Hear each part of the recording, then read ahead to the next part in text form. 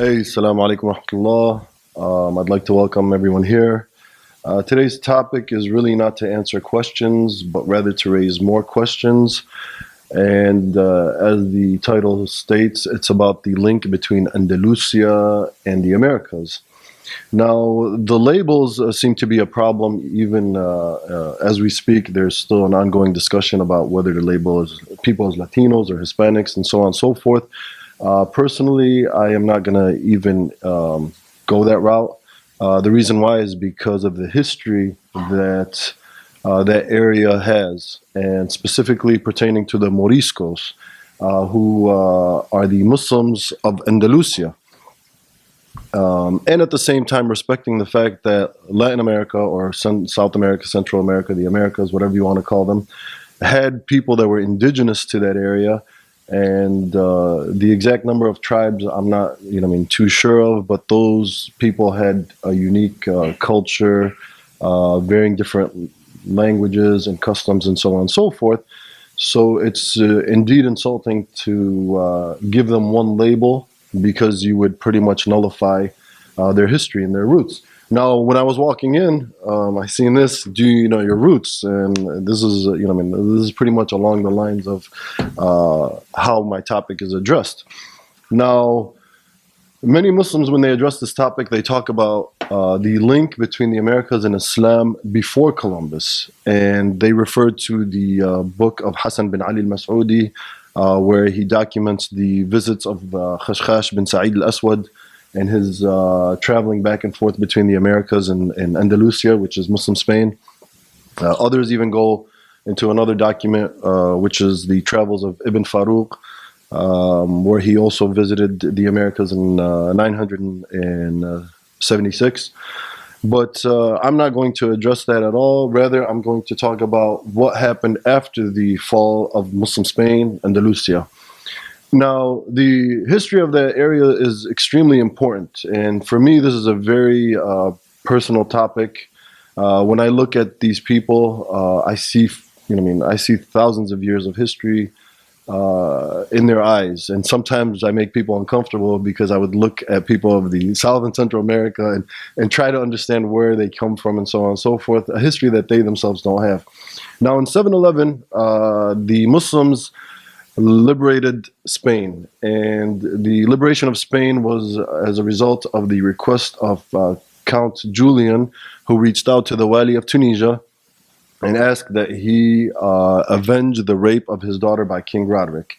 So the Muslims, under the leadership of Musa ibn Nusayr, were able to go there and achieve a victory, and their rule would last for nearly 800 years. Of course, the transitioning from the Wali Musa ibn Nusayr to Al-Hurr ibn Abd al-Rahman al-Thaqafi would take place, and by that point, Islam was firmly established in Spain, reaching all the way to the northern borders. Eventually, what happened is the Khilafah, the Umayyad Khilafah, would transfer over to the Abbasid Khilafah in Baghdad. And as a result, the disunity of Muslims that was initiated by the Muslims of Spain would lead to them eventually self-destructing. Now, a coup in 1009 against Abdurrahman Sancho, Abdurrahman ibn al-Mansur, would lead to the Muslims breaking into various different tribes, all claiming to have a kingdom. And the simple fact is that the legitimacy of the caliph in Cordoba was questioned because of the fact that there was two caliphs simultaneously. And as we know in Islam, that is haram, that is a sin. If anything, the position that the Muslims of Spain should have followed or taken is to align themselves with the unity of the Muslims and the caliph in Baghdad, but they didn't. And as a result, no one really gave much legitimacy to any claim of the Khilafah in Cordoba. So therefore, they broke up into little princehoods or emirates and so on. Now, we know the importance of lineage. If anything, Islam came to protect lineage. And that's why if you look into the history of Islam, you hear of Al-Bukhari, Sibawayh, Qutuz. You hear of these weird, strange last names from an Arabic language point of view. And that is pointing to the fact that the origin of that last name is not Arabic itself. It is preserving a history there. So Islam never came to wash away people's history, unlike what happened after the Reconquest, in which the Spaniards took these people that had a lengthy history and pretty much gave them all last names of their own, which is something that slave masters used to do to their slaves. So you would see, for example, the last prince of Granada, which was Muhammad bin Ali bin Sa'ad bin Ali bin Nusayr bin al-Ahmar min Khazraj, from Khazraj, one of the Qahtani tribes.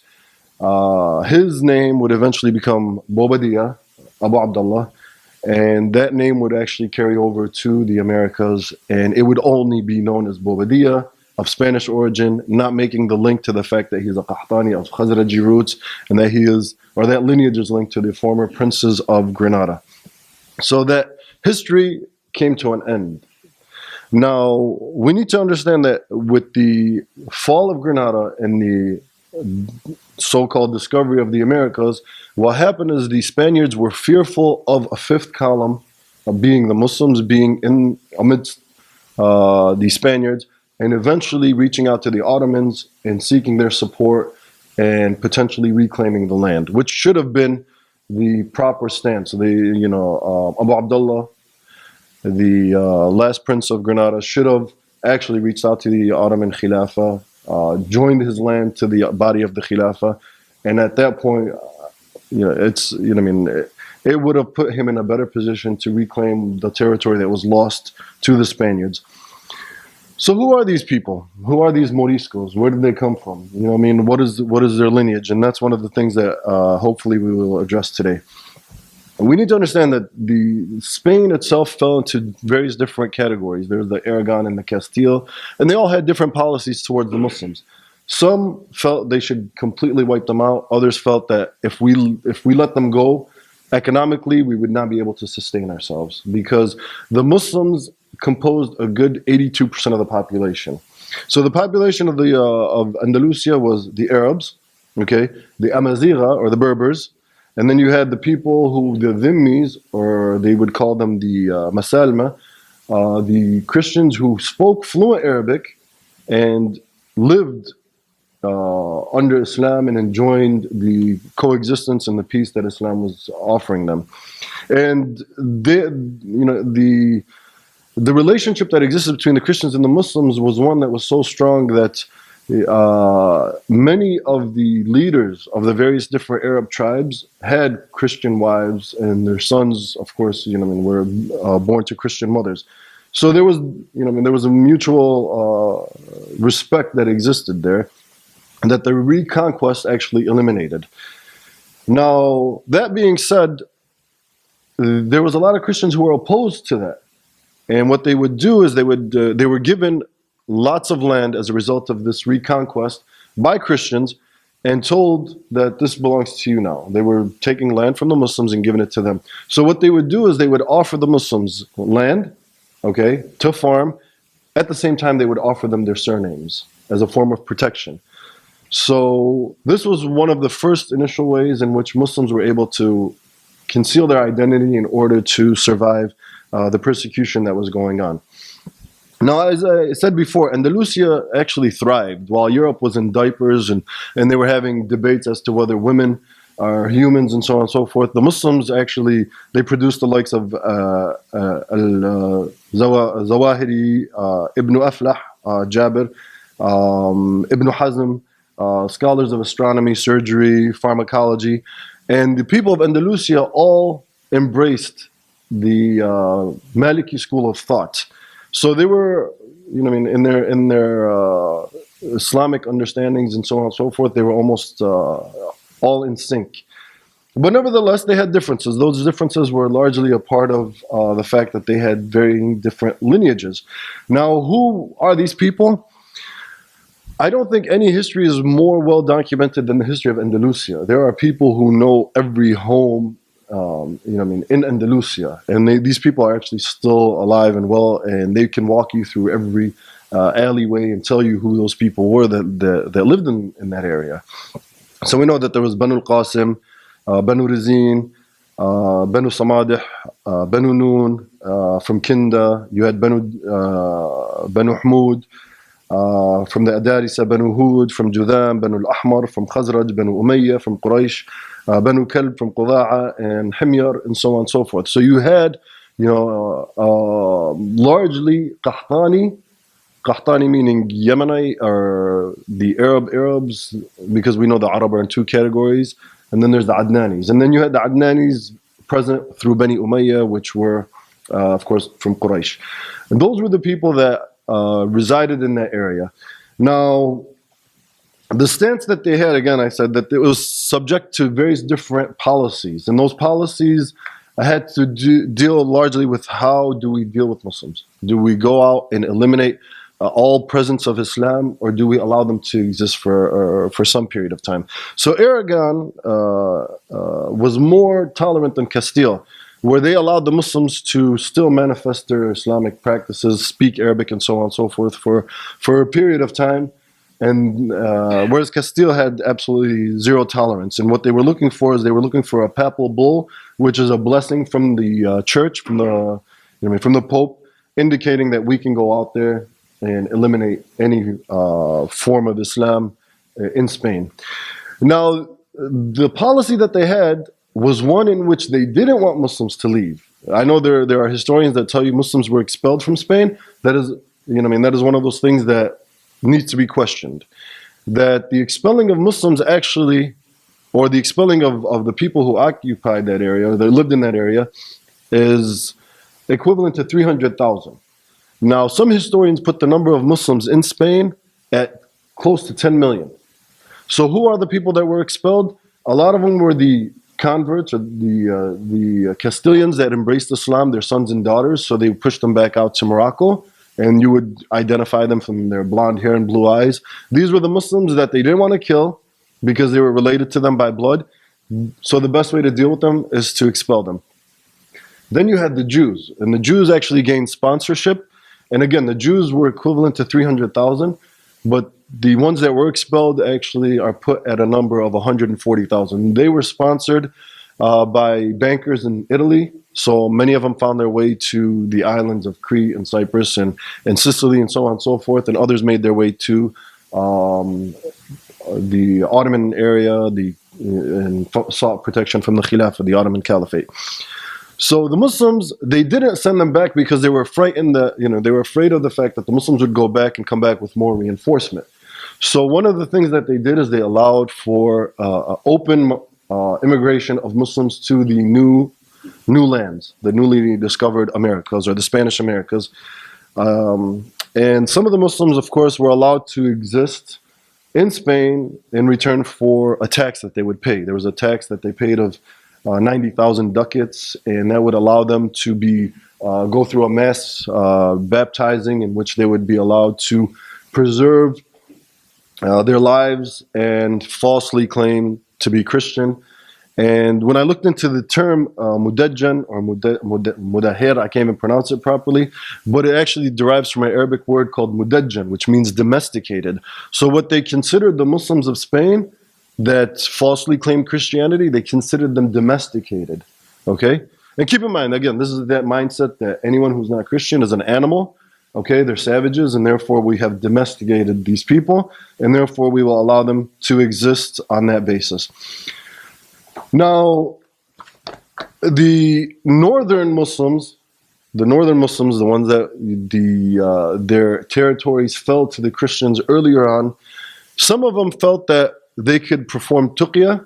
Okay, again, this is a practice that some find some justification for it within Islam, but with the aims of preserving their Islamic identity and join the ranks of the Christian armies. And you have here a documentation of knights who falsely converted and joined the ranks of the Christians of the north.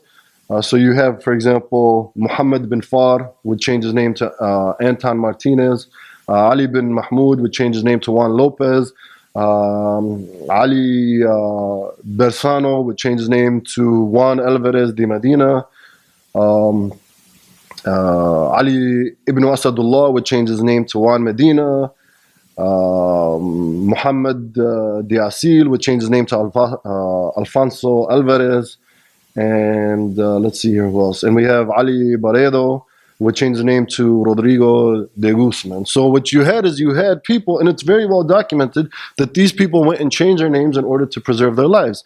Whereas in the South, they were given permission to practice their religion, and they were told that we will treat you as dhimmis, as we once were treated, so therefore you will be allowed to practice your Islam for a duration of time. Of course, all that changed. And what ended up happening is that the laws midway changed, and they would go as far as preventing people from even eating couscous. There was a dish, which I believe is sabaya, that the people of Yemen still hold on to. They would prevent them from doing that, from eating that. The dance of Zambra, which is an Arabic dance, I guess, that existed at that time, was prevented. It was illegal. Eventually what would follow was with the changing of names, forcefully within 3 years changing of names, and then people had to learn Castilian within 3 years. Jewelry that had crescents or stars had to be eliminated. The jilbab, or they called it milhafa at that time, had to be eliminated, and there would be scrutiny or surveillance upon Muslims who chose the profession of being butchers, because they felt that they were still killing in accordance with halal rules and so on and so forth. So what you had is the Muslims now went into a new stage where Islam was being suppressed in all its forms. Homes were being invaded. If you were too clean, you were being suspect of being a Muslim. If you were not eating pork, you were suspect of being a Muslim, and so on and so forth. So the Muslims now went into a crypto-Muslim stage, where they would conceal their Islam altogether. And this is the stage in which would identify this new struggle and how it would unfold. Now, to be honest with you, these people endured so much that although they eventually lost their link to Islam, you have nothing but respect and reverence for them, because of the fact that they were able to cling on to their Islam for almost 4 centuries. In some cases, a little bit more. Okay? So the stories are numerous, and I'm sure there's so many more stories, heroic stories, that we have yet to tap into. So what were they doing to these people? You had the Judas Cradle, which was pretty much a pyramid, a metal pyramid, in which they would insert it into your vagina or your anus, and they would pull you down and rip you over a period of time in half or in 4 quarters. You had the Spanish donkey, which was basically a wooden donkey with spikes in it, and they would put you on there and also tie you over, and it would pretty much rip you to shreds. In some cases, rip you in half. In some cases, you would be strapped to this donkey for a day or so.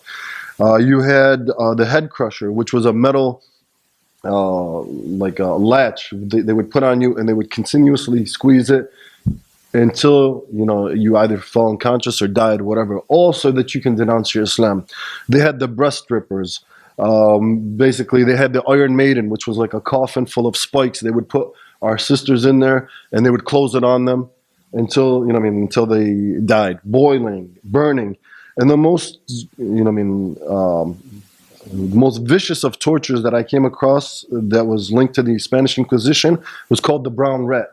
The brown rat is they would slit holes in you, openings in you, or they would use your vagina or your anus, and they would insert a rat in there, a hungry rat, and they would allow it to devour your insides until you died.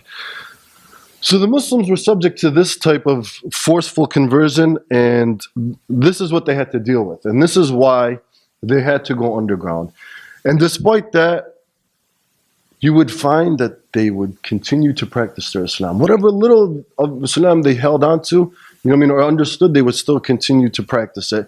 And I used to think to myself, I'd read a hadith that said there will come a time in which people will not know of Islam except its name, and Allah subhanahu wa ta'ala will grant them Jannah. And I thought to myself, when and how and so on, until I read the history of the Muslims of the Americas. And there's an incident in which the inquisitors would bring forth a lady by the name of Maria Ruiz, and they would ask her, what do you know about Islam? What can you tell us about Islam? What were you doing? And she said, before I went to sleep, I would say kalima, the word kalima. And when I woke up, I would say kalima. Kalima, of course, meaning shahada. And that's all she knew of Islam. And that's all she clung on to. Okay? And that, inshallah, may be a ticket for her to go to Jannah. So the thing is that these people had to go underground. Eventually, you had various different rebellions that took place, specifically in Alpujarras, in which the Muslims, under the leadership, eventually, I guess the final the rebellion would be under the leadership of Fernando de Valor, aka Muhammad ibn Umayyah. And that rebellion was in 1610, and they would be completely wiped out, and there was a new stage that took place, and this stage involved enslaving Muslim females and sending them to the Americas. So they took the daughters of these tribes of Bani Umayyah and so on and so forth, the Banu Hud, and they would take these women and they would ship them off to the Americas, specifically Lima and Mexico City, and they would be auctioned off, sold as slaves, white slaves, and they would, of course, they would take our women and our children. And the children under 7 would be taken and raised as Christians by the church. Now, with this backdrop in mind, there was a fatwa that circulated, and it's called the Fatwa of Oran, okay? And it's really the Fatwa of Wahran, which is a city in Algeria, and it's attributed to Ahmed ibn Yahya al-Wahrani or al-Wansharisi. And basically, the fatwa would sit there and say, okay, what do we do in the event that somebody gave us pork? Okay, you eat, but don't get full. What if somebody gave us alcohol? You drink, but don't, get drunk. What if we're in front of a cross? What do we say? You say, Isa is the messenger of Allah. What if we're in church? You would sit there and recite in your heart, La ilaha illallah. What about for ghusl? What do we do? If you don't have water, then you do tayammum, which is touch dirt. So they asked a whole series of questions as to how to conceal their Islam. And eventually, you would not be able to identify a Muslim from a Christian other than what's within their hearts. So this is what eventually became of Muslims.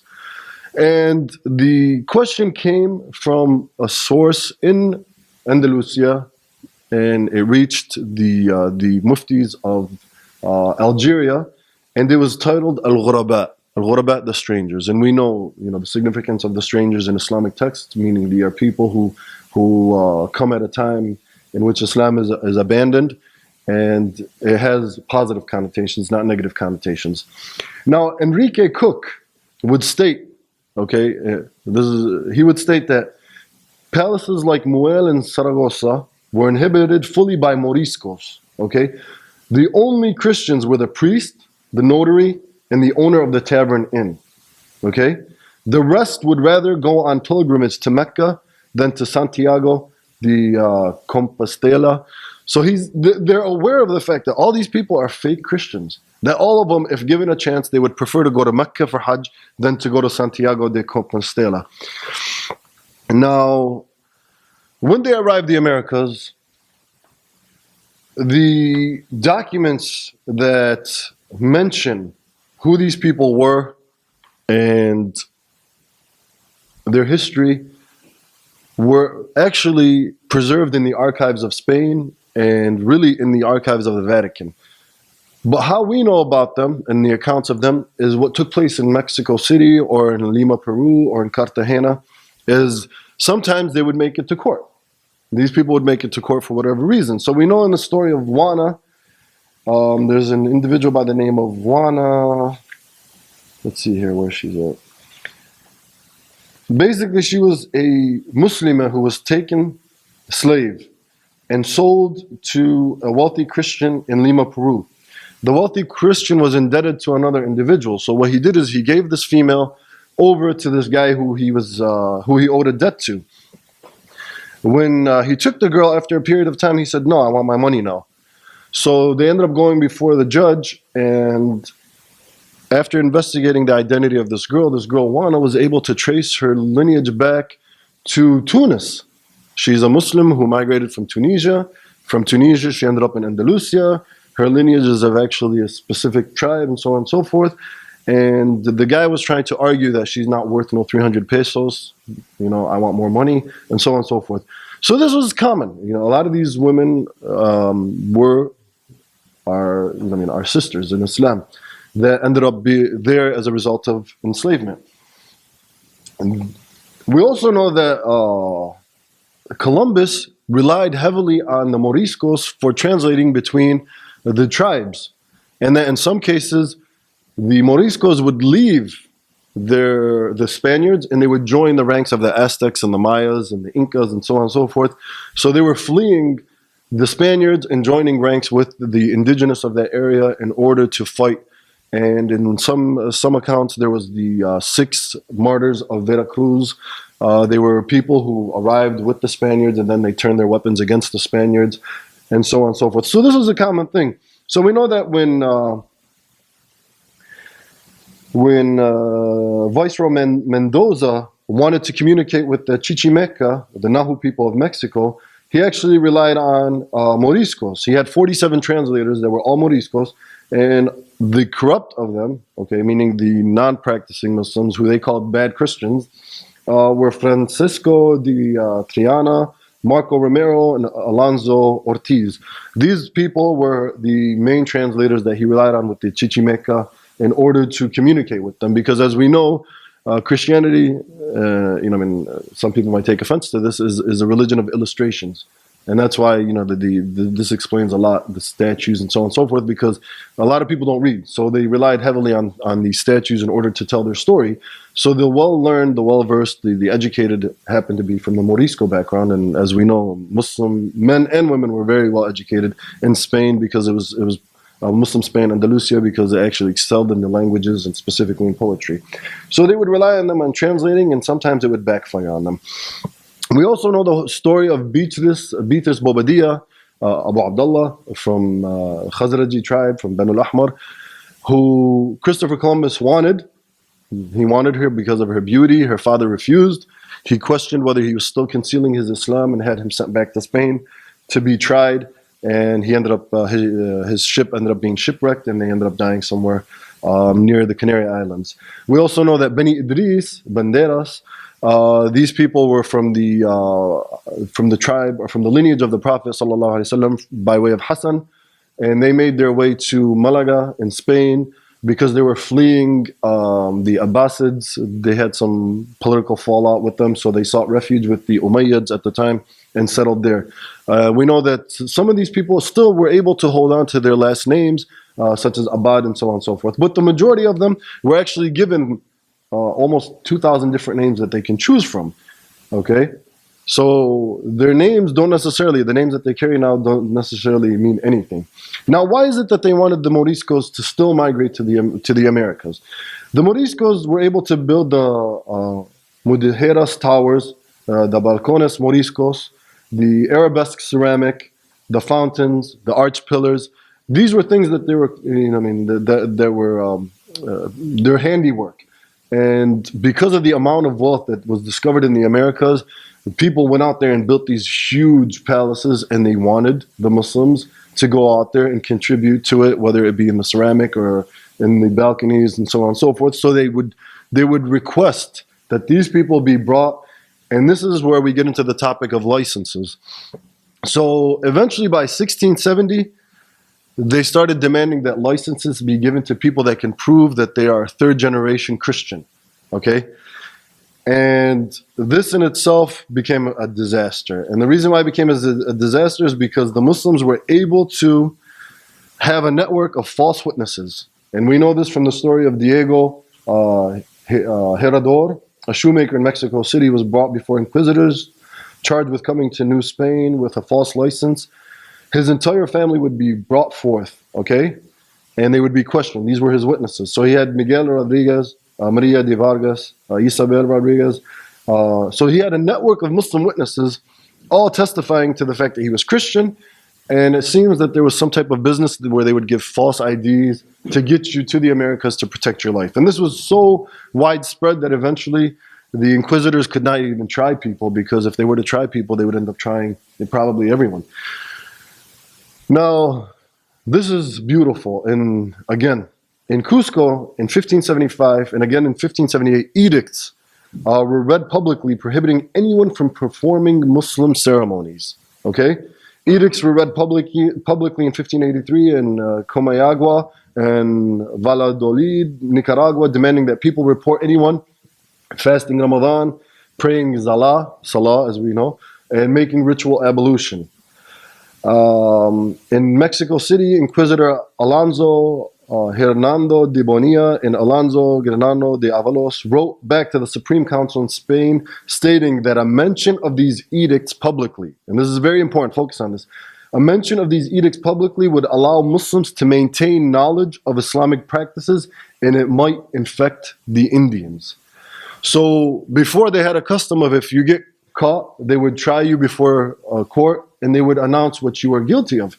They realized that if every time we grab somebody making salah or fasting in Ramadan, we're going to announce it, nobody will ever forget Islam. So they decided that now we have to find new ways of concealing this, and that's when they took a new approach, which is accusing them of witchcraft and or whatever, sorcery, whatever it was that they wanted to conceal it under. So Muslims were able to avoid any type of persecution for a period of time because of the fact that there were no tribunals in the Americas. When I say tribunals, there were no courts to try these people of Islam up until, as we know, in Mexico City. Let's see here.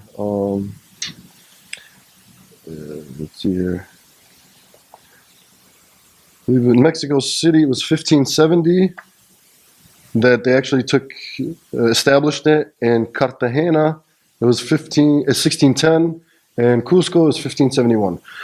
Now, there's a beautiful story, and alhamdulillah, I was fortunate enough to visit Cusco. So for me, it was reliving that whole moment.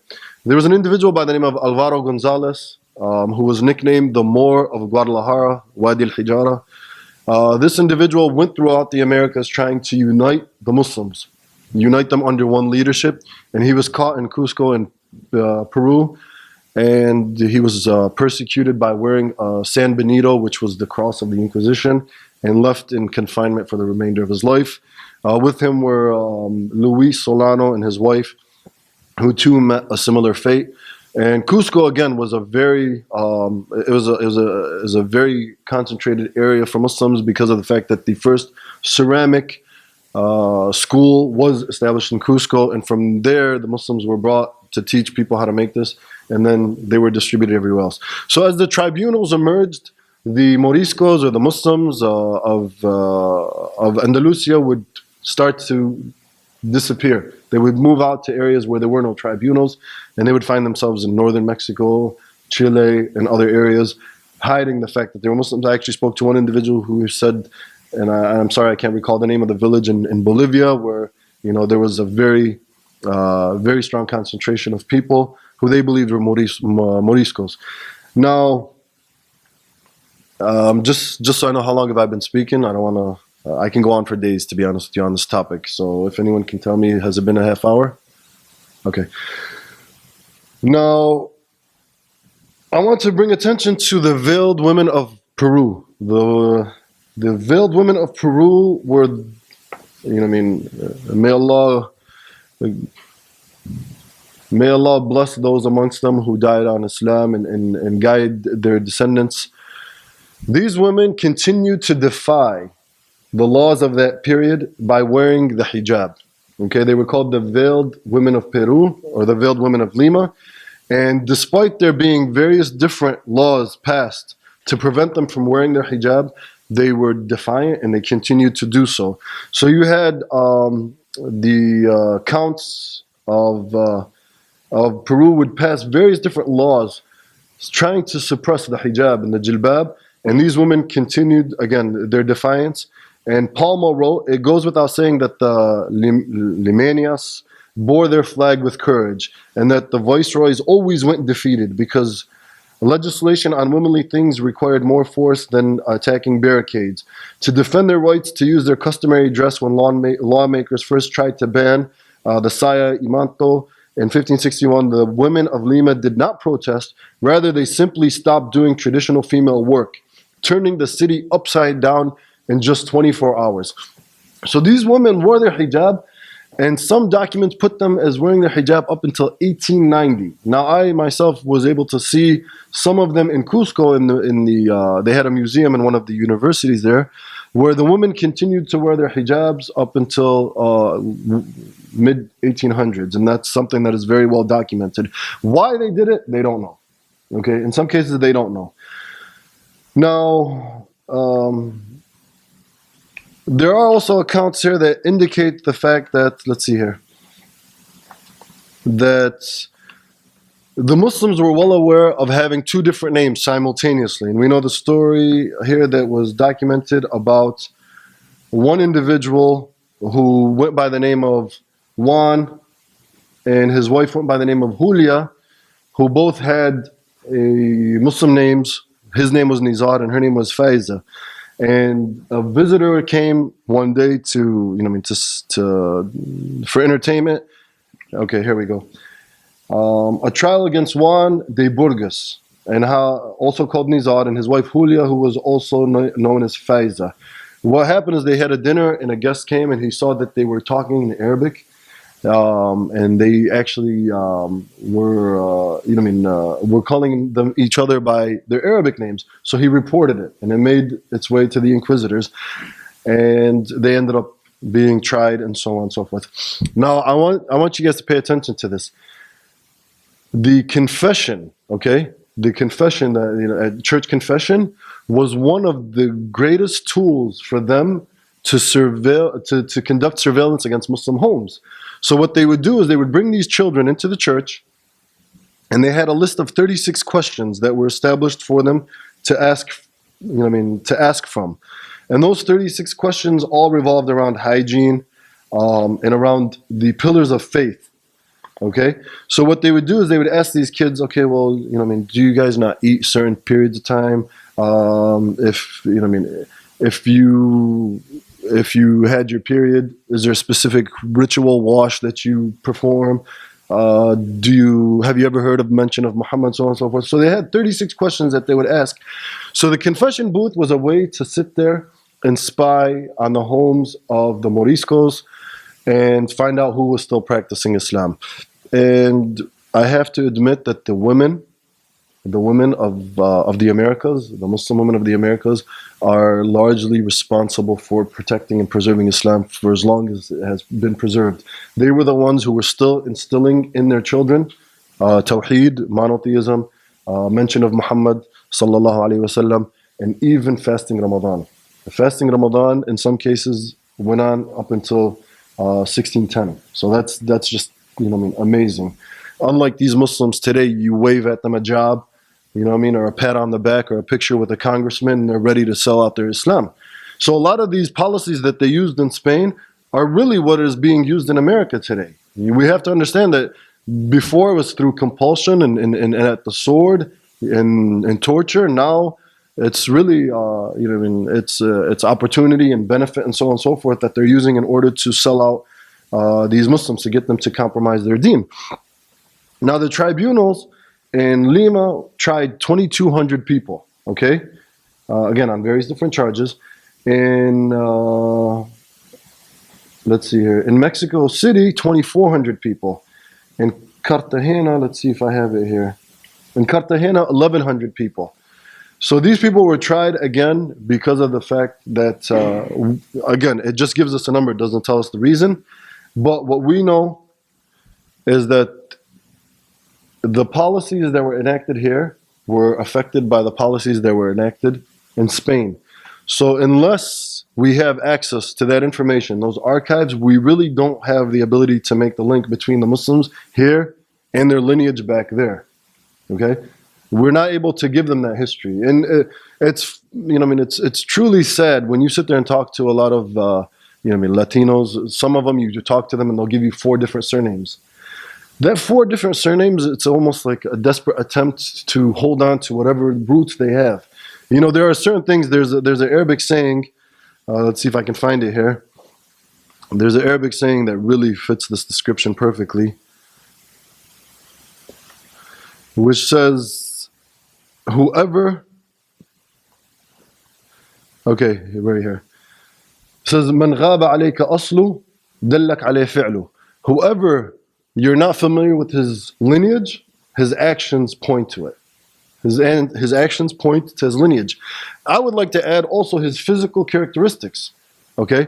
When you look at a lot of these people, you're looking at yourself. You're looking in the mirror. You're looking at, I mean, you can grab anybody, whether it's in Mexico or in Colombia or wherever, and you're looking at an Arab. So his face is pointing to the fact that this person does not stem from this area, because there are certain distinct physical features unique to that area. Okay, and they're not Spaniards, because again, the Spaniards, the real Spaniards are the curly-haired, blonde, blue-eyed type. So these people, just by looking at them, and that in itself is a study that falls into the realm of migration, biological anthropology, and migration study patterns, and so on and so forth of people. So when you look at these people, you see, you're seeing a history there that they're not familiar with. I jokingly sometimes say, if anybody's watched Scarface, that look on Scarface's eyes when he sees somebody touching his sister, right there, that's a Morisco, reaction to anybody who sees anybody putting their hands on their honor. Because again, these are people who, through, again, it's through practice. It's been carried on from one generation to the next. They still were able to preserve some sense of ghira, and that would explain why. In the Americas, there seems to be this aggressive campaign against corrupting women specifically. So, that being said, we need to understand that the history of this area is largely untapped, and this needs to set a tone for how and when, inshallah, Islam is to be reestablished, to address that history and assist these people in investigating their history. Because, and this is a very scary conversation to have, if Musa ibn Nusayr or Tariq bin Ziyad, the people who liberated Spain, come and ask you, on the Day of Judgment, just as a kingdom, or after you meet them, what did you do for my descendants? What did you do for these people who we sacrificed our blood for? What did we do? We are fully aware of the fact that these people stem from us and we stem from them, and that they did not become Christian because it made sense. If anything, that was one of the arguments that was put forth by Christianity, is that how do we make Trinity more digestible to these Muslims so that we can make it easier for them to assimilate? That was a big struggle for them. So not only was the resistance by our Muslim brothers and sisters affecting them, it was also affecting the Spanish church. They were looking at ways to compromise on their understanding of Trinity in order to get these people to melt, and they failed miserably for a good 4 centuries. Eventually, the disconnect with that knowledge, with that history, with their ancestry is what led to them pretty much assimilating almost completely. Now, I want to end on this note, and this is something I witnessed personally in Cozumel in Mexico. I was walking through the shopping markets, and one guy actually approached me, and he had Khalid, tattooed on his arm. And I looked at it, and I was like, "Do you know what that means?" And he's like, "No." I'm like, "What is that?" And he's like, "It's a great-grandfather's name." And I was like, "That's my father's name." And he couldn't comprehend where I was coming from. And in another, I was searching some information also on Muslims in Ecuador, and I found that there was another individual who had the name Omar, I believe it was, in Arabic, tattooed on his shoulder as a child, and that was part of the reason why he discovered Islam. So it seems like there was desperate attempts by certain people to somehow even tattoo their children with their real names in order to preserve that identity. And I'll end with this last comment. A guy stopped me on my way to Cancun, and he goes, "Hey, you look like my cousin." And I looked at him and I said, "That's because I am your cousin." And he couldn't comprehend that. So again, the purpose of my talk is not really to answer any questions, rather to raise more questions. There's a history that very few have divulged into, and that history is owed to these people. It is owed to these people. When they look in the mirror, there's definitely a disconnect. They're not identifying with the indigenous, nor are they European. Where do they come from? We know the answer. They don't know the answer. And inshallah, this will, open up the path for them to pursue this information, and hopefully we can assist them along the journey. Assalamu alaikum wa rahmatullah.